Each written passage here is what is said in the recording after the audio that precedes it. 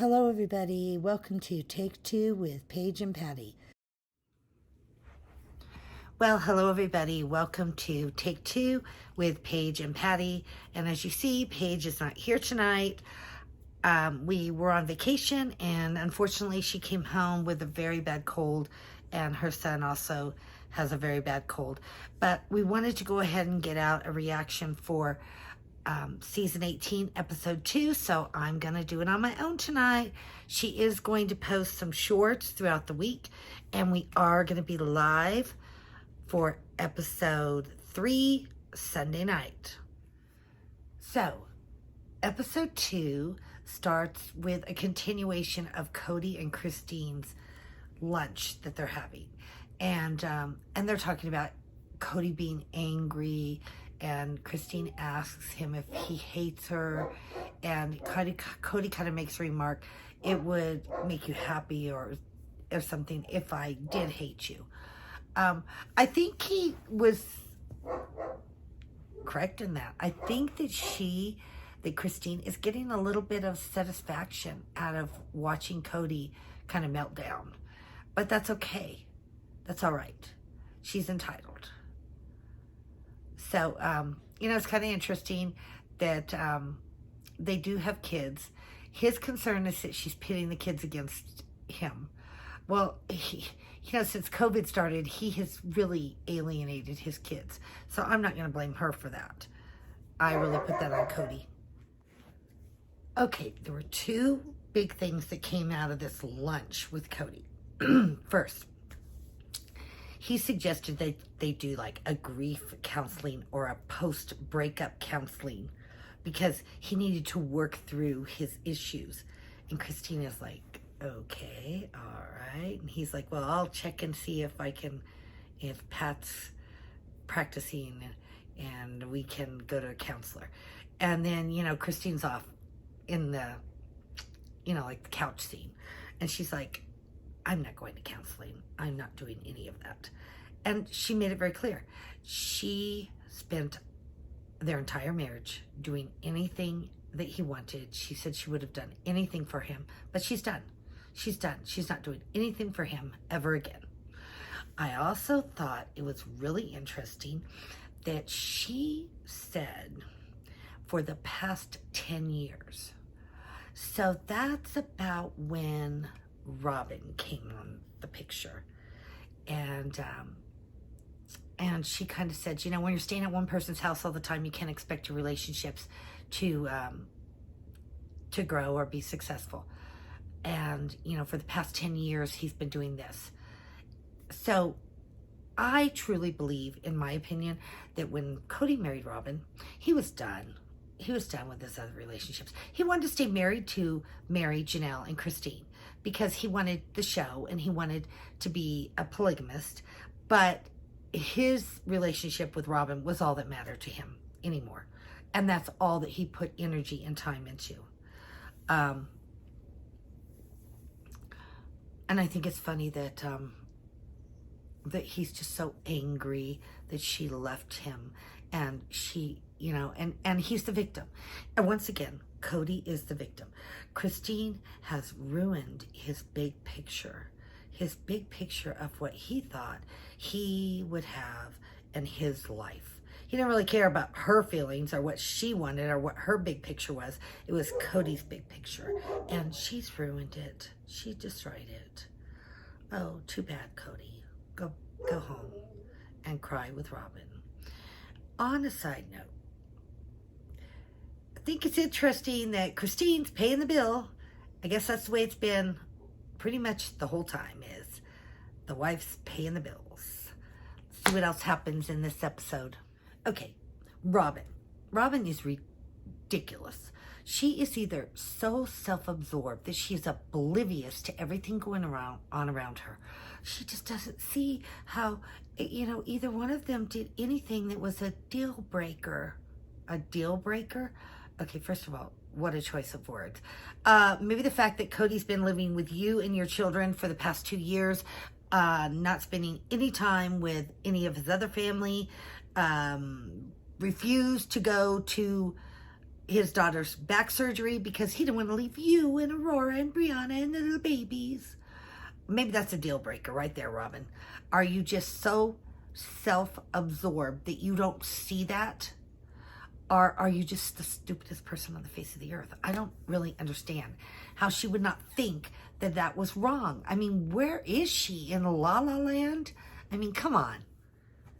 All right, it is Thanksgiving, and the family's not together. Christine and most of the kids are going to Aspen and Mitch's for Thanksgiving. Everyone but Gwendolyn. And Janelle has decided to spend Thanksgiving with her daughter Maddie and Caleb because they're in a new house and they want to have Thanksgiving in their new home. Now, that's a normal thing.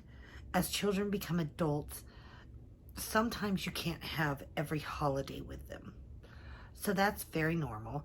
Janelle had stated that she was planning on spending the holidays in Flagstaff, but she put out to her kids the conditions that Cody had for them to attend Thanksgiving, and I guess they chose not to.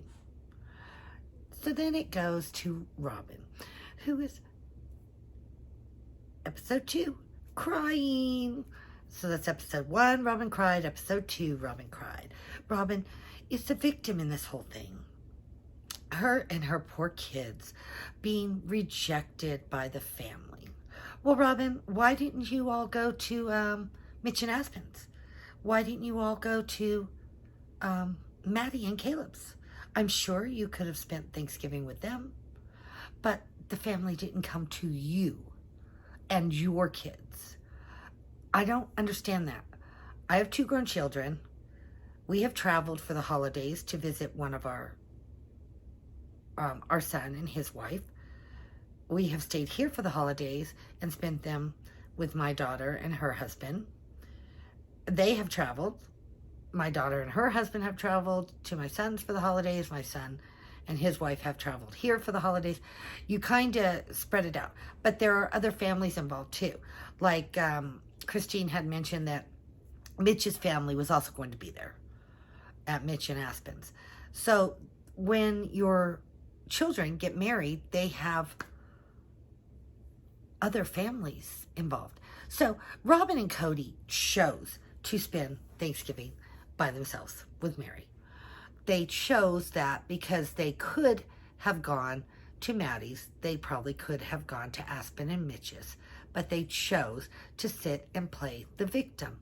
Oh, woe is me. And she does this whole thing about how she told her children, and they just don't understand why nobody wants to be with them. Well, okay, let's move on. Okay, so I got some new glasses. They're kind of funky, but I like them. So I wanted to talk about this Gwendolyn and Peyton thing. So they both put stuff out there. Gwendolyn has said she'll never talk to him again. She wants nothing to do with her brother, which is okay. That's her choice. And Peyton has said that he hit her years ago. And what happened? I mean, they've kind of dropped this, but they've not explained it. What really happened? What was so terrible that they are now... I mean, what happened?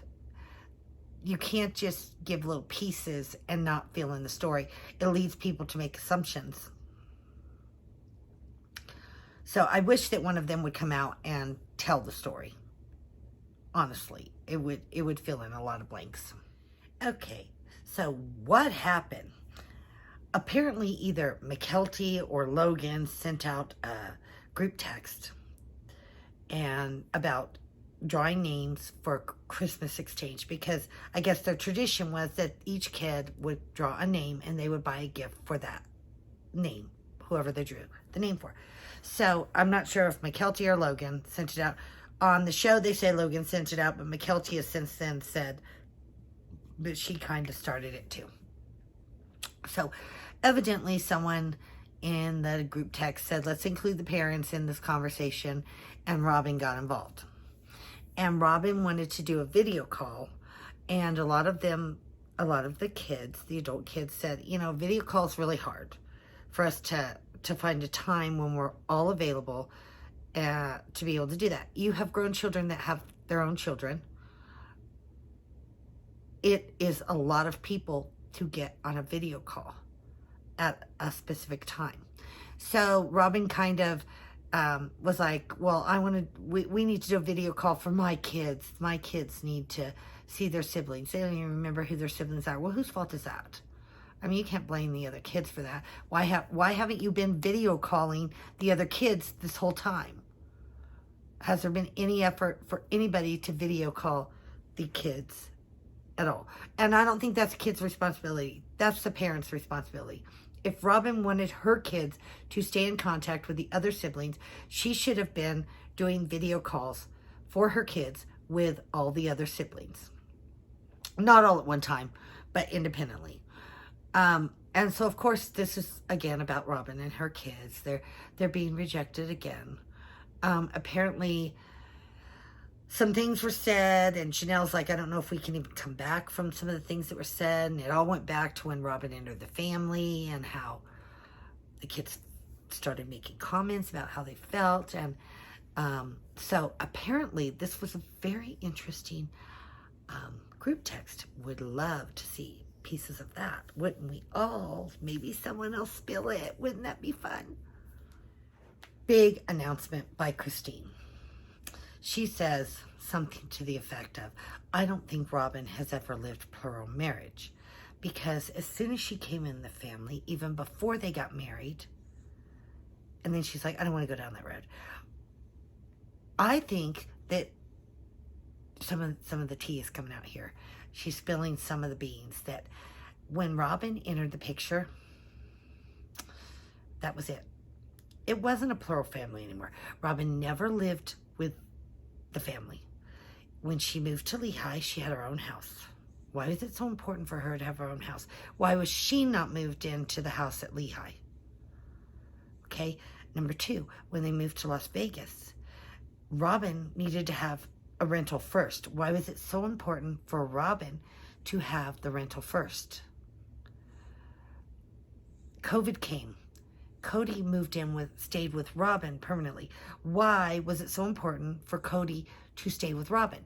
Why did he not say, we have this huge house, we're going to bring Mary in here, we're going to bring Janelle in here, we're going to bring Christine in here, and Truly in here, and Savannah. It was Mary, Truly, Janelle, Christine, Savannah. 5 of them. She has a really big house.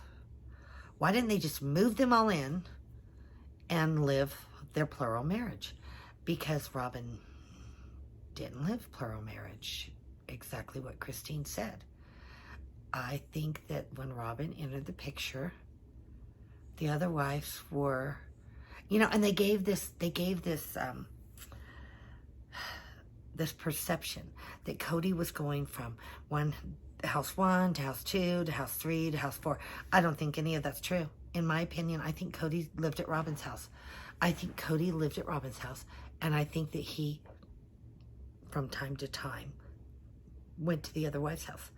I don't think that he had marital relations with Mary from the time that Robyn entered the picture. And they've said that they hadn't been intimate for a decade. I don't think that he had any kind of relations with Janelle. And, he's made the comment, we just live like friends. We know in season 17, when Christine left, she said she wanted intimacy in a relationship. And Cody said, we have that. And she said, what, twice a year? Maybe.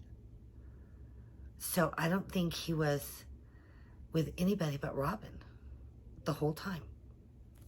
Interesting. I also think it's just interesting that now that the wives are leaving, that they're starting to drop things that they never told us before. They never said that there were issues when Robyn entered the family. But I think that they're being very careful about what they do say, because we have to remember that all of these people make their living off of social media, and they do not want their fans to think that they have been lied to. So they're very careful about what they're saying. Okay, Aurora is going to get her ears pierced. So before I watch this part, I just want to look at, okay, COVID, people can't come to the house, but Aurora can go get her ears pierced. That makes no sense at all to me. Number one. Number two, supposedly Cody is living this lifestyle. Robyn's living this lifestyle. They're all living this lifestyle because of their religious beliefs. That's what they want us to think. Well, some of their religious beliefs are about piercings. Piercings are not allowed, but we'll just ignore that one. Is there, I just don't understand how they can base their whole premise on we are living this lifestyle because we are following the doctrine of our religion, but we only follow the parts that we really want to. The rest of them we just ignore. So Mary never had pierced ears. Janelle had pierced ears, and Christine had pierced ears. But when they married Cody, they took out their earrings and they didn't wear their earrings because Cody was against it because of their religion. But when Robyn came into the family with pierced ears, it all of a sudden was okay.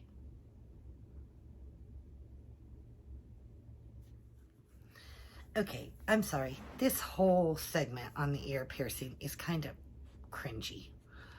So Robyn wanted Aurora to get her ears pierced.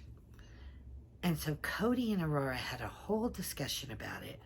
And now Cody is taking Aurora, who supposedly is an adult at this time, to get her ears pierced. I think this is a little weird. And I wonder how the other daughters feel that Cody is so excited. I mean, he is way too excited about taking his daughter to get her ears pierced. Well, you have a lot of daughters, Cody. So, a couple things. Robyn actually calls Cody a hypocrite because apparently he had his ear pierced when he was in high school. So that's, part of the faith that he didn't want to follow. And he is a hypocrite. Number two? What's wrong with Aurora? It was my understanding that she was like 18 or 19 when this happened. I feel like her behavior is that of a 10 or 12-year-old. It was just weird to watch. Okay, so the other thing is, I thought it was very, very sad. Very, almost heartbreaking for all of his other daughters that Cody said, I don't even know if my other daughters got their ears pierced or when they got their ears pierced. Wow. So Christine and Janelle are setting up Janelle's Christmas tree. She bought a little Christmas tree for her apartment that she's living in Flagstaff. And again, I think that some things are starting to come out. And she's talking about there was a lot of hurt with her kids. And when COVID happened and Cody kind of alienated them, it kind of brought back a lot for her to look at why she was in this relationship. And I think Janelle was in this relationship for so long because of her children. But once things broke down with her children, there was nothing in her relationship. And she makes some really good, insightful comments about when she makes a comment that when we blended families, we missed something. So it's going all the way back. And Christine kind of mentions that, they weren't aware of how all of the kids felt, how Robyn's kids felt, how their kids felt when the families blended.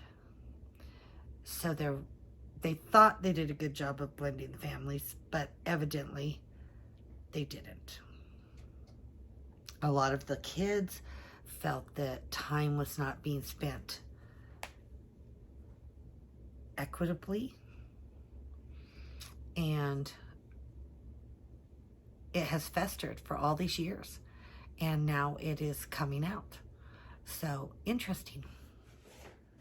So this episode really ends with Janelle and Christine having a heart-to-heart talk about Janelle and Cody's state of their relationship.